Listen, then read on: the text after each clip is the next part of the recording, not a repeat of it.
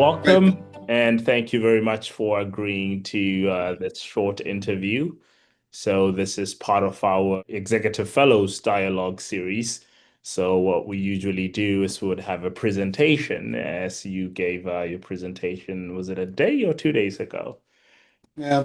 Oh, it was a Last week. Yeah. couple of days now. Last It's been a Thursday. couple of Yeah. days, Yeah. yes. And so we usually like to do an interview after that. And the whole purpose of this is to kind of zone in more on the fellow, Yeah. because usually the presentation, there's a theme, there's a title, and you follow that.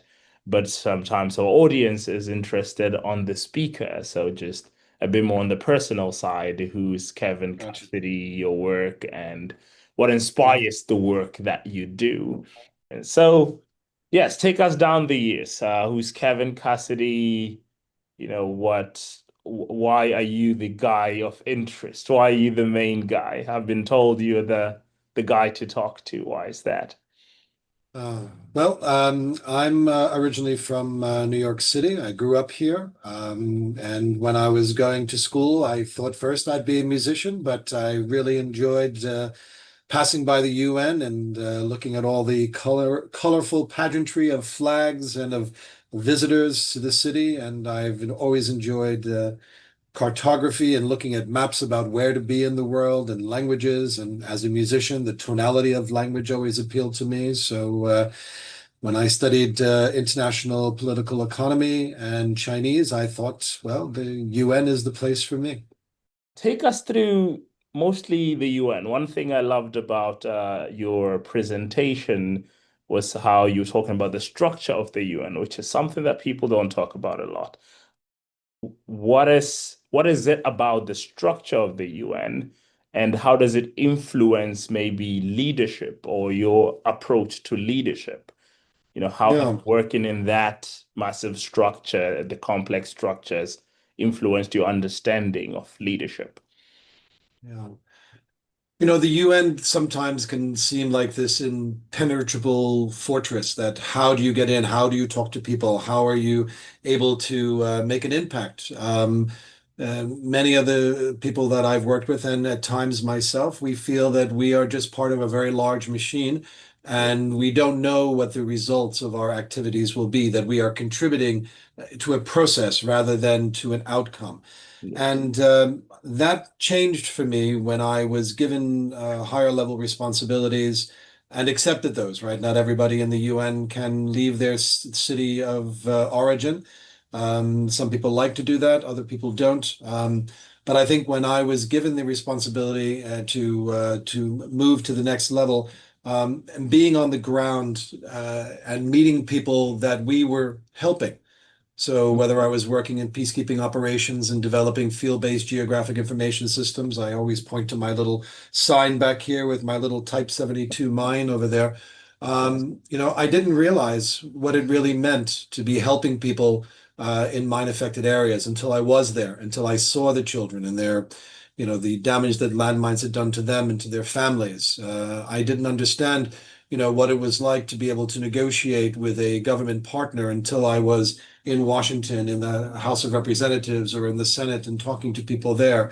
I didn't know what it was like, for people who were trafficked, from Southeast Asia to other wealthy clients and then coming home. And I then had to interview them in the airports as a part of their return to see if they were trafficked for that work. And so when you get out of the corridors of the big buildings that we see, the UN building, the Palais des Nations in Geneva and the like, and you get to see the work that you do and talk to the people that it impacts upon, it changes you.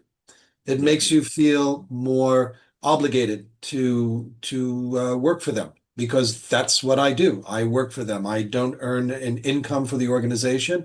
My Yes. work is to sort of provide opportunities for people to enjoy and experience a better life. And I've been very privileged to be in that position to do so on various levels throughout a very long and I like to think a career that has had some tangible impact in the world today.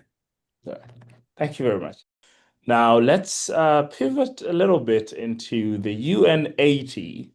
the United Nations celebrating the 80th anniversary, and that was a big part of the presentation you gave. And one of the things you did mention was it wasn't so much of a celebratory mood around the UN 80. It was actually more of a concerned tone. And I would like to ask, why is that? Why wasn't UN 80 a big yay for the United Nations? Yeah. Well, I think what most people don't understand is that ever since the formation of, or the foundation of the United Nations itself, it has always been improving itself. Yeah. And it started with only 51 nations supporting it. Now it's 193 countries. It started with a very small secretariat and one or two agencies to help with the work, which have grown exponentially. The mandates that the UN has to follow, that it has to create structures, it has to create operations in order to meet those mandates. Those mandates are set by the member states. We are servicing the member states. So there is a lot of need in the world today.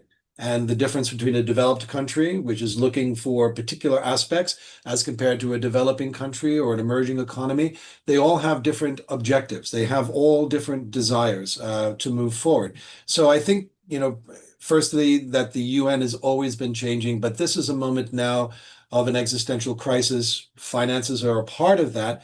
But I think the other part is that we are very far removed from situations or problems that gave birth to the UN and to the League of Nations before that, which was a world war. And I think what we normally see is that people get very comfortable in their life. People take for granted global supply chains. You can get anything you want from anywhere in the world, by going onto a website to a very popular sort of ordering service. And then the next morning that arrives on your front doorstep, right? Yeah. But how did all those parts come together? How did that manufacturing happen? And so I think people today just take this globalized world that we live in for granted. And we don't understand that it was very difficult to build. It's very difficult to maintain. And whenever you're working on a system, just like you're doing in business or you're doing in education, and so you have to refresh yourself all the time. So now we are at this crisis point where the finances are constraining the operation of the UN. Actually, 1 year's full budget is owed to the UN. How can you run a business if you don't have any money to run it? So, I mean, we have a really big problem on that side. But what we don't have a problem with is the ideas. I Yeah. think we've got some people who have been working on these issues who've come out with a wonderful set of responses. The one concern that the rank and file have, and I talk to people at the UN all the time, is that this is just seen as a cost-cutting exercise. It will downsize people. And when your people are losing their jobs, their family loses their livelihood as well. If you're living in a country and you're going to a school, you would have to then, sell your house, move back to your country of origin, leaving behind all the friends that you have, the experiences that you have, having to find new work. So what we're looking at here is how we are able to deal with an institutional issue that is human-centric and how we ensure that we maintain the sort of intellectual assets that are embedded within the organization, which are not easy to recreate. Yep. So I think the warning from the Secretary General is to say that, we've been faced with this before, but now we have a big push to make this right. Let's get it right. Let's review this. And it's not only for the institution to do a reorganization, but it's also for the member states to realize you can't just keep on piling the sticks on top of the blocks on top or the stones on top of one another without at some point of that falling down. So I think we're at this particular point in time. I'm confident that we will get through. I'm optimistic for a variety of reasons, but it's something that we kind of seen before, and we're ready for it now as international civil servants. Thank you. You mentioned a whole lot of things in there. Some are structural, some are philosophical, some are practical, in fact. And I think one of the things that that got my attention, especially when I was reading one of the articles, you're talking about a corroding legitimacy. And I think I see that as one of the main concerns, especially with the ability of the UN to to reach some of its mandates, especially when it loses not just legitimacy, but I think something way more brittle and subtle, which is trust. There is a growing sense of mistrust and cynicism around the world. Some see the UN as synonymous to Western interventionism. Like there's a growing sense of mistrust around the organization and what it stands for. And trust is a very difficult thing to rebuild, especially once you start losing it. So my question is, how does the UN regain that, firstly, legitimacy, but more importantly, the trust from, its member state?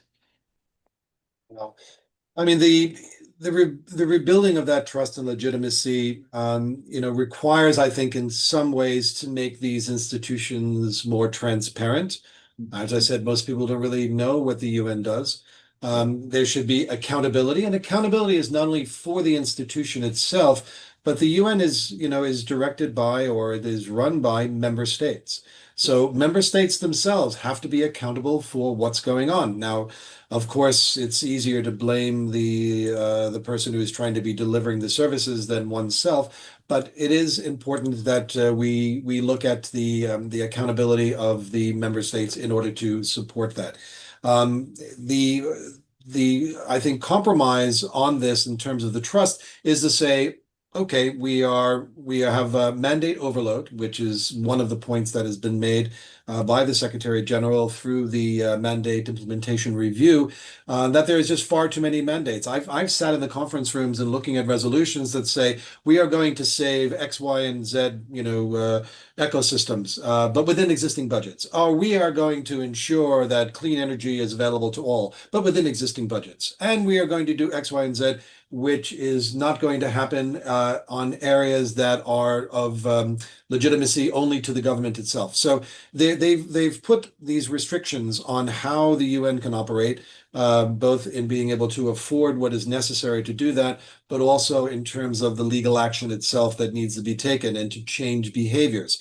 So I think the idea of trust is that we as an institution need to be open. We need to recognize that there are some things that we are doing wrong. And maybe consolidating the agencies is the way to go, although there will be wins and losses from that as well too. But I do think that there has to be a recommitment, and I think that's really what's quite important, is that having that transparency, having that trust, and so that's all well and good, but let us commit to achieving those goals. So if you want us to do something, let us know what is your priority, and then we will get to task on that as international civil servants to help that. And we will work together with those governments. And as I mentioned, with civil society, with universities, with the private sector, with those people who have innovative solutions that can help us achieve those goals. So, we'll see how it all works out in the end, but it is a challenge. And I think we shouldn't be fearful of it. It's just the way that we are. That's our human nature, to always want to improve. Yes, wonderfully stated. Thank you very much, Kevin. This has been very wonderful, and I don't know, I'm gonna have to ask to do another interview with you because I think we just grazed to the surface, which Good. I'm still very happy and thankful that you were able to join us today. So, any last Bishop, thank you. words to our viewers? Well, just to say, Bishop, thank you very much. And hopefully we'll have a chance to meet on the campus of Lehigh and take these discussions further. I think the issue is just, let's not give up hope on ourselves. Yes. If we give up on the UN, we give up on ourselves. And I think that there are many people out there who may not recognize that, but in the absence of that agency, if the UN disappeared tomorrow, we would have to create something to put back in its place. So let's use this opportunity to build a solidarity amongst ourselves as individuals, as communities, as nations, and we can get the job done. So I look forward to being a part of that for Lehigh and beyond. So thank you very much for inviting me today. Perfect. Thank you very much. Enjoy the rest of your day.